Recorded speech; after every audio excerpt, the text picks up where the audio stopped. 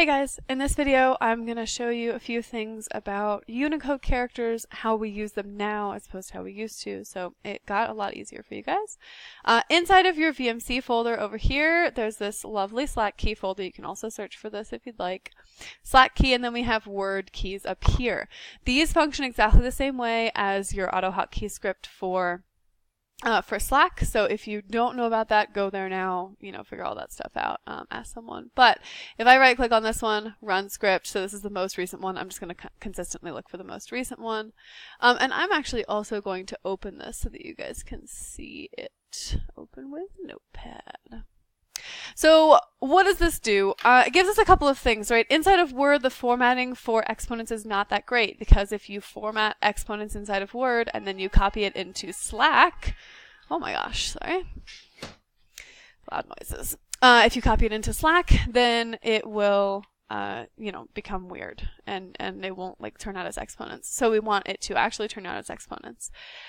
So what do we have? If we go over here, down towards the bottom, all of these things are programmed in, right? So I can say, x to the, caret 4, and it just automatically turns into, x to the 4. Obviously I'm going to want this to be lowercase, but that's fine. And then I can put, plus sign, and then I can put y to the 27, right? And so all I have to do is hit caret 2, caret 7, all these things automatically convert into the Unicode character, which is very critical. Unicode characters, that's what shows up in Slack, right? So we've got all this stuff. We can also put inside of exponents, we can have negatives. So let's see, if I put minus, let's see, g to the power of negative 6. Boom. Right? So g to the power of negative 6, now we've got that negative in there, and that's pretty fancy as well. If I wanted it to be like negative 64, right, then I can just continue typing, negative 64. And then we also have this ability to put in, plus signs, equal signs, and parentheses inside of there as well. At any point in time, you can open this file and see what's available to you. So over here, this sort of tells you what you're going to want to hit. So if I do caret parenthesis, it's going to get me that. Caret parenthesis, I'm going to have to hit a space, and that one didn't work. So we'll have to go back into it. But this is the basic idea. Some of these other ones, let me see. Plus or minus, okay, you can type plus minus and hit a space. It's going to turn into the plus minus symbol. You can type greater than equal to and hit a space. It's going to turn into the greater than equal symbol. That looks like kind of messy. If you type in equals and hit space, it's going to turn into the not equal to sign, right? So you've got all kinds of things kind of going on over here. This actually is probably how the one that didn't work should be formatted, so I'll fix that after this video. What else is cool? You can also do letters up there, right? So sometimes we have 3 to the power of A. Well, that's super useful. Don't worry, it looks a little bit weird inside of Word. When it comes out in Slack, it looks much better, right? So don't worry about that. Then you also have a few other symbols, right? So you can just type pi and hit space. It's going to turn into the pi symbol. That one actually converted out of Times New Roman, it looks like. Got a little bit weird. But that's okay, right? Oh, it capitalized it, that's why.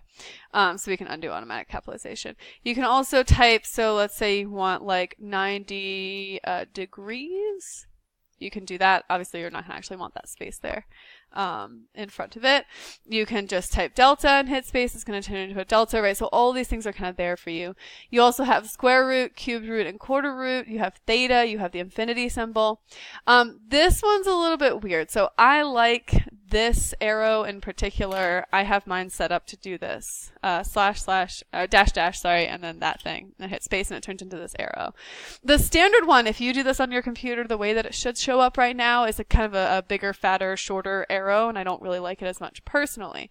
So what I did was I changed the following, right? File, options. You've got proofing, and you can do, they have autocorrect options, right? I went through and took out, so I just scrolled through and found the one where it replaces something, one of these characters that replaces the, hyphen greater than sign with an arrow. So it used to be here, but in the reverse, and I just took that one out, right? So I just hit delete. That way, when I run these auto hotkeys, it will work, but it won't do the one that Word tries to make it do. It'll do this one. I like this one. I think it just looks more similar to the things that they're going to see in most of their like textbooks and things like that as well. A couple of last things. We also have the ability to make fractions. This one works really weird on my computer. I'm not entirely sure why, so if it doesn't work, that's okay. But if you do one backslash, right, you're going to get like that top half of the fraction. And then if you do /2, you're going to get the bottom half. If I do it all together, it gets a little bit strange. Right, so, but that's fine. So you can make fractions. You can make any fraction that you'd like, right? 8, and then you can do like 8 over 5, or whatever, and then it's like there. You should theoretically be able to do this without having to put the extra space in there, hopefully. Mine just, for whatever reason, my computer does not like it. Last couple of things, okay, up here at the top, in the arrays, a lot of times you're going to need to do like thoughts and alerts, right? The alerts, we want them to be bold. The thought, we also want it to be bold. So now you can type thought and hit space, and it will automatically turn it into star thought colon star with bold, and everything is super fancy. That's great. You can do, well, I don't know why it keeps doing that weird thing, but okay. You can theoretically, I don't know, let's see if it'll work. You can also do it with alerts, right? So you've got that going for you as well.